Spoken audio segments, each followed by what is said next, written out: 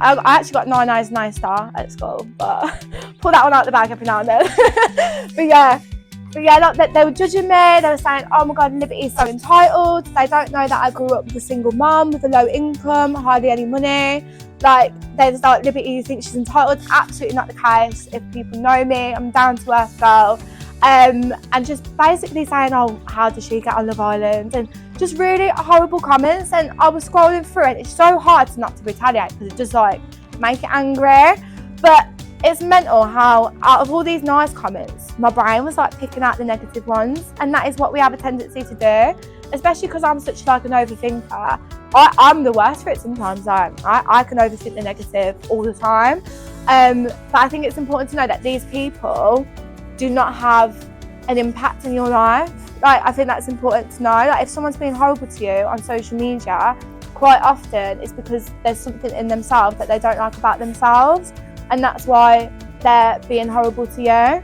Like, there's an insecurity in them, and they're like, oh well, she's confident, I'm gonna tear her down. And know that it's actually nothing to do with you yourself when people say horrible things. If someone's saying something horrible to you, it's not a problem with you or what you look like or who you are, or it's something that's wrong with them, that's nasty in them, that they feel the need to say that, and that's important to know.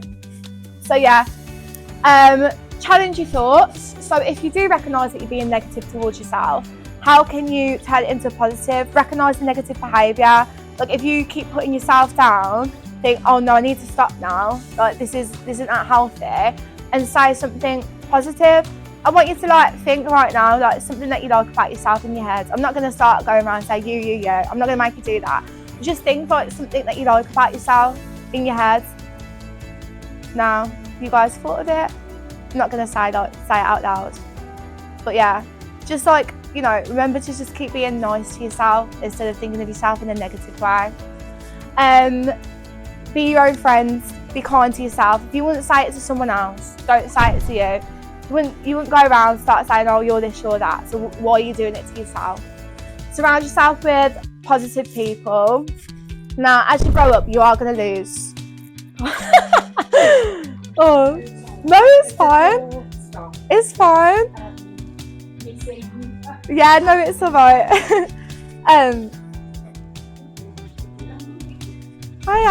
If those of you who don't know, Mr. Richard used to teach me at school back in the day when I went for art degree. Yeah.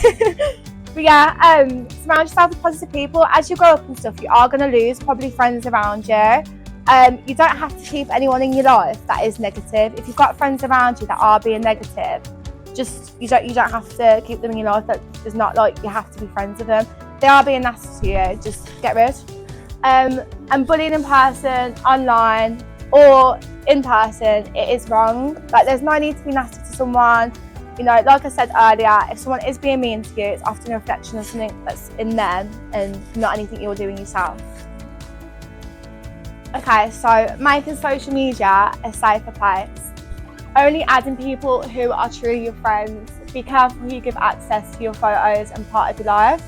So those of you that have Snapchat, Instagram, I know TikTok's a bit different because I know TikTok's a lot of people just follow you.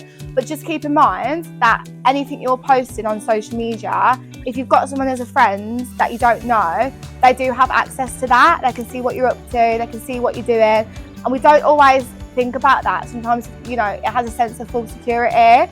Like, you post things online and you don't think who's actually watching or keeping tabs. So it's nothing to be scared about. Social media can be a great place. You know, you can contact your friends, you can have fun on social media, but it's just something to keep in the back of your mind. Yeah, and enjoy social media, but make sure you do stuff outside of social media as well. Like I said, growing up as a teen with social media, I'm like, 23 now, and I've only just started doing like actual hobbies and seeing what I like dirt boarding, which I fell over in about 5 times, so it weren't for me. But like, you know, like ice skating, other stuff like that. Just don't be so obsessed with social media, do other things. Sexually explicit pics, this is a bit of like a taboo that people don't like to talk about, but being quite transparent, there has been times where I've had weird like images of people and I'm like, what the hell? Like, I didn't ask for this. If someone does send you a weird picture, block. Like, you don't want that on your Instagram. You don't want them seeing what you're doing. Like, no way. And same as well, like if you want to send the pictures to someone else, you are making yourself vulnerable. You are like, who knows about the Georgia and Bear situation? Have you guys heard of that?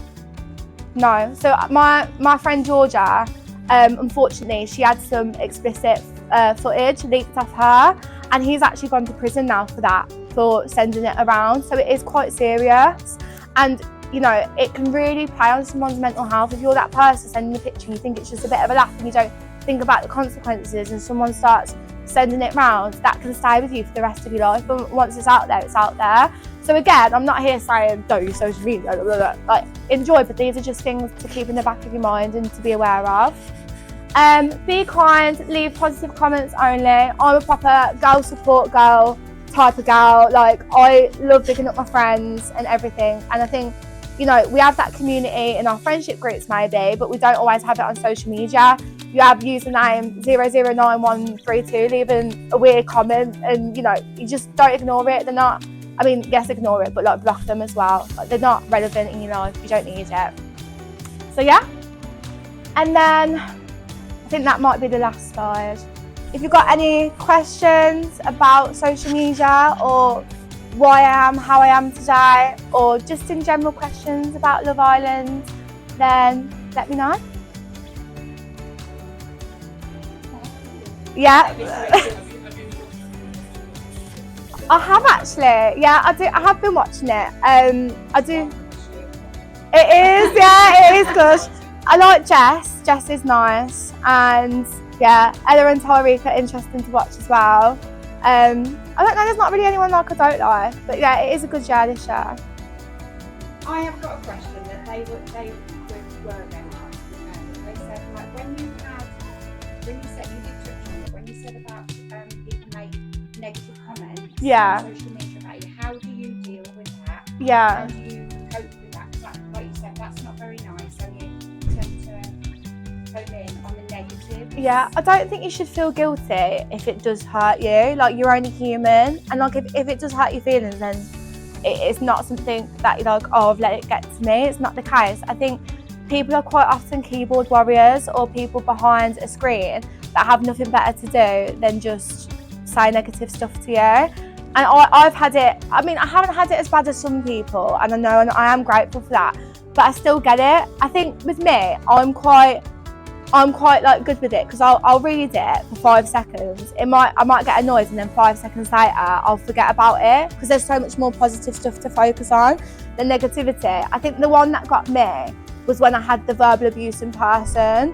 That was really hard when I went to the airport, because that's people trying to publicly humiliate you, and they were saying it in front of the flight attendants, and it just wasn't very nice at all. So that did get to me, and I did cry. But then I thought, actually, I can let it get to me and win, or I can turn this negative into a positive and do something good about it, which is why I went on like social media and was like, look, this is me without fake tan, without makeup, this is what I look like. Because I think when you're a celeb as well, and you've got that public image status, people do expect you to look picture perfect quite a lot of the time, and actually we're all normal people. Like, I literally met Margot Robbie the other day, which I'm actually still gassed about. I was like, how is this happening? But she was so down to earth, and she was so humble, and she was so lovely, and it just makes you realise that, like, they are normal people. We're all normal people. Obviously, we just have different paths in life. But yeah, always try to stay positive. Honestly, I don't buy it. I'm not like, yeah.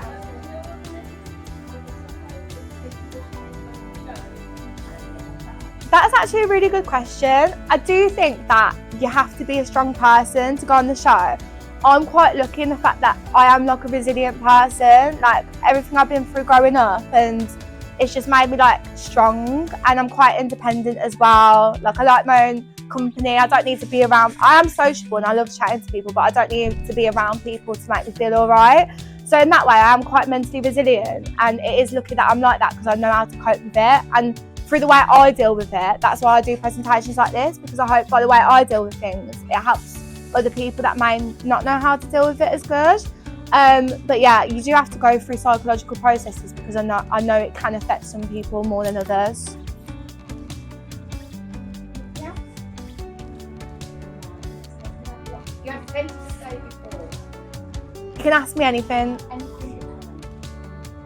You can ask me about my dating life if you really want to, but there's not much going on in that. When you were at school, you said you didn't know what you wanted to do. Yeah. So is that why you went to the Not necessarily. So like when I was at school and stuff, I was quite academic. So I just thought because I got good grades, like I should be a doctor. But I didn't necessarily go down that route because it was the right route for me. I just wanted to help people. I've always known I wanted to help people. And then when I did my A-levels, I just lost the passion for it. So that's when I did marketing. And then it's just weird how it sort of happened. Like I was in uni and I just got approached and they were like, I think it was actually during COVID lockdown and I was actually visiting my mum in the UAE and then this guy was like, oh, would you like to maybe go on Love Island? And I thought, I ain't got nothing to do, so I just went for it. So yeah. See you later, bye. Yeah. I usually don't. I am really good, but I won't lie. Like, I did actually retaliate the other day. Like, usually I am good, but like, it's just usually like a smart, snappy comment, and then I forget about it. So when that guy said to me, "Oh, Liberty looks nice with dark hair, but doesn't she sound really dim?" when I went on Good Morning Britain, I just put that's it. Underestimate me, because I think as a Love Islander and as like someone, I don't know whether it's because I've got a Birmingham accent or God knows, girls from Brum, but people do like to underestimate me, so I just was like, yeah, that's it, underestimate me. But that's the only one I retaliated to. Like, usually I'm really good, like, I just block or ignore them. It is hard to do, yeah.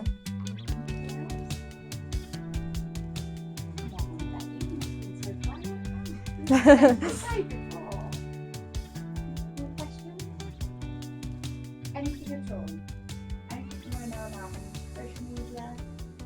Do's, don'ts? Go on. Never known ever been this quiet. Ever. It's fine. Anything else? Anything else? What do you plan to do for your future? My future. So obviously I'm starting this Second Skin series, which is a podcast, and it's also, hopefully this is one of many first live talks, because I just like to help people. Like, it makes me feel good knowing that if one of you today in the room's like gone away and thought about it a little bit differently, then that makes me happy. I've got a podcast out with Kaz, so all the juicy gossips on there if you want to take a listen. So yeah, that's mine and Kaz's podcast that, and I've got some stuff in the pipeline that I can't say too much about at the moment, but yeah, obviously I just love talking, so my dream would be like to do like radio hosting maybe. Yeah, and at the moment I'm working with Cash for Kids West Mids, which is also children in poverty. So yeah, I worked with them over Christmas and donated a load of presents to people that aren't really that financially well off. And I did recently a roller skate disco for them as well. Yeah, and I've been on the radio a bit for that. And then I suppose I just do like influencing, work with brands, do brand collabs and stuff. What a lot of people don't realise about influencing is not just posting normal pictures of yourself. Like I said, what you put on social media is the image that you want to portray. So that's why I always try to keep it real and post like maybe me with a bit of a term or me doing something a bit goofy, because that is me. Not this, like, don't get me wrong, I do love my lashes, I do love my tan, I do love being glam, but there's like more sides to me than just the glam image that you see on socials, or people usually show you on socials. Aww. Oh guys. Oh, thank you so much. No, thank you. This is amazing. Thank you. Oh, I really appreciate it. To me, but they might listen to you. I genuinely wasn't expecting anything, so thank you. Thank you for coming. Oh, amazing. We give her a round of applause. Thank you. Oh, no, thank you. It's been brilliant, honestly. And I think, are we allowed to take any pictures? Yeah, of course.